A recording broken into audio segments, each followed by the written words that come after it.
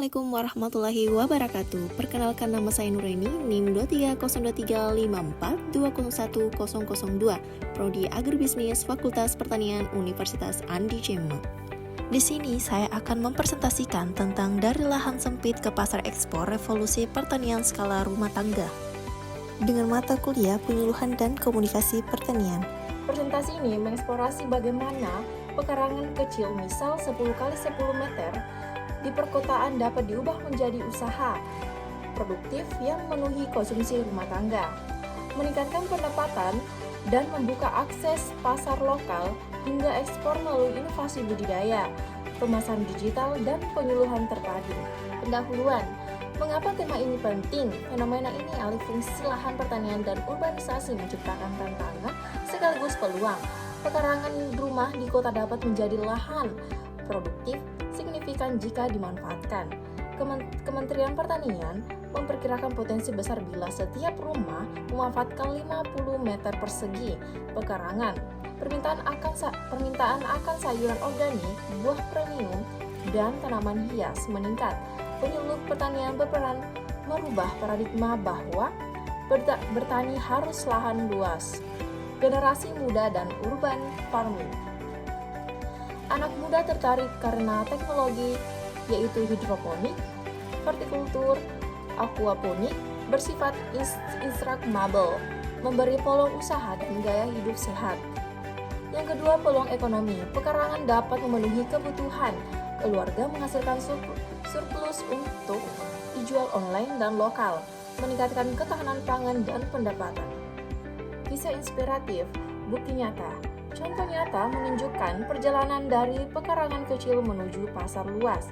Bu Rini dari Malang memulai hidroponik di 8 kali 5 meter dan kini menyalurkan produk ke supermarket Surabaya. Kelompok hortikultur di Bandung menanam selada dan mengekspor bibit tanaman hias. Arsitek di Jakarta mempopulerkan aquaponik lewat konten digital sehingga menghasilkan penghasilan dari penjualan, kelas daring, dan endorsement. Kisah ini menegaskan lahan kecil adalah titik awal transformasi. Bagian 2, landasan penyuluhan dan komunikasi. Penyuluhan lahan sempit adalah pendidikan non-formal untuk masyarakat perkotaan dan petani dengan lahan terbatas. Tujuan memaksimalkan sumber daya minimal diversifikasi komoditas bernilai, serta memadukan teknik budidaya, tata ruang, dan pengolahan limbah. Saran digital dan pengemasan produk pendekatan berbeda dari penyuluhan konvensional, lebih intensif, berbasis nilai tambah, dan kontekstual. Yang pertama itu adalah bahasa relevan. Gunakan istilah sederhana, contoh tanaman vertikal versus hortikultur agar tidak mengintimidasi audiens perkotaan. Yang kedua, media visual, foto, video singkat, dan infografis lebih efektif daripada brosur teks panjang. Media sosial adalah saluran utama. Yang ketiga, komunitas dan umpan balik. Fasilitas grup digital dan pertemuan fisik untuk dukungan cepat, berbagai pengalaman dan pemasaran kolektif. Selanjutnya yaitu metode penyuluhan efektif, yaitu klasik dan demonstratif.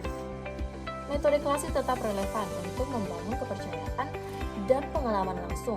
Yang pertama, kunjungan rumah, inspeksi lokasi, rekomendasi spesifik atau arah matahari, drainase, komoditas sesuai kondisi. Yang kedua, lokasi percontohan, misal rumah percontohan dan demonstrasi praktis, lihat aliran air, hidroponik, cicipi hasil panen. Yang ketiga, kelompok belajar mandiri, 10 hingga 15 orang per kelompok untuk bertemu rutin, berbagi praktek dan pemasaran kolektif.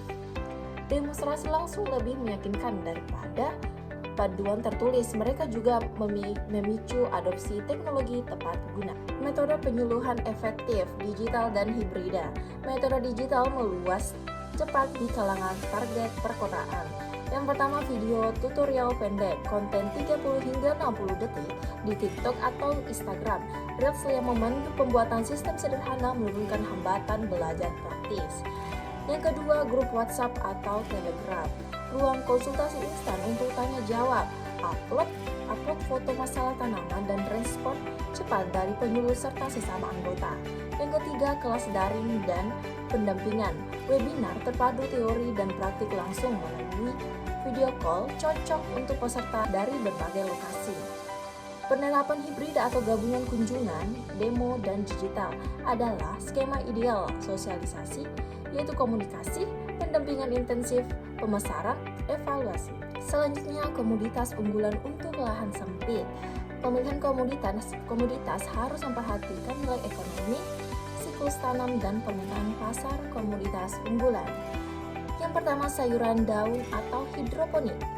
Siklus 30 hingga 45 hari, cocok untuk salad bed, siap jual, perawatan relatif mudah, dan permintaan stabil. Yang kedua, jamur konsumsi. Bisa dibudidayakan dalam ruang pada rak bertingkat, tidak memerlukan sinar matahari, olahan memperbesar nilai tambah.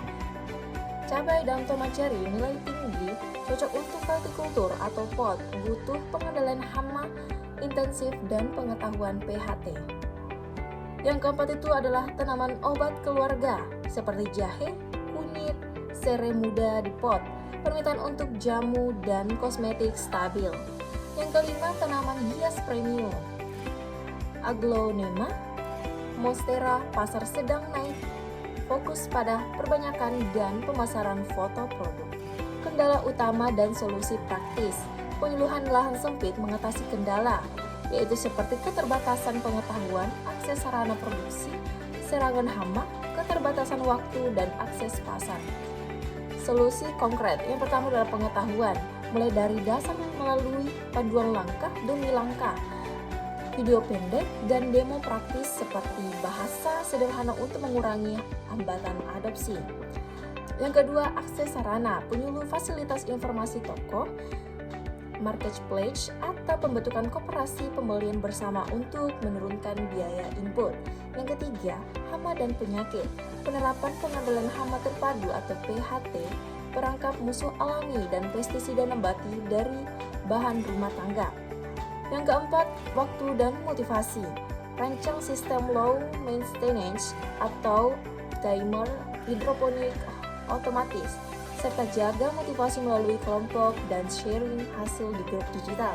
Yang kelima, akses pasar, strategi pemasaran digital, foto produk menarik, deskripsi marketplace, manajemen order kerjasama dengan kafe atau restoran, dan pemasaran kolektif kelompok. Pulang langkah lanjut, lahan sempit adalah peluang strategis untuk ketahanan pangan, kemandirian ekonomi, pelestarian lingkungan, dan regenerasi petani melalui keterlibatan generasi muda.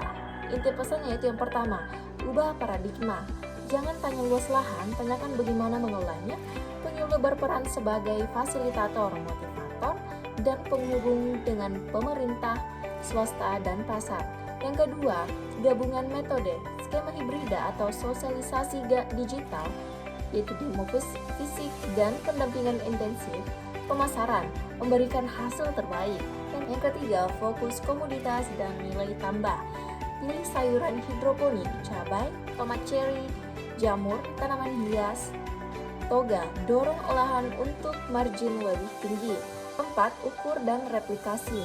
Tetapkan indikator terukur pemanfaatan pekarangan, produktivitas, pengurangan pengeluaran, pendapatan tambahan, dan gunakan data untuk memperluas skala. Gerakan dari lahan sempit ke pasar ekspor adalah gerakan nyata, mulai dari apa yang ada dengan apa yang bisa. Kolaborasi semua pihak, penyuluh, komoditas, pemerintah, swasta mewujudkan kesejahteraan petani perkotaan. Itulah hasil presentasi saya tentang lahan sempit adalah peluang strategis. Sekian dan terima kasih. Wassalamualaikum warahmatullahi wabarakatuh.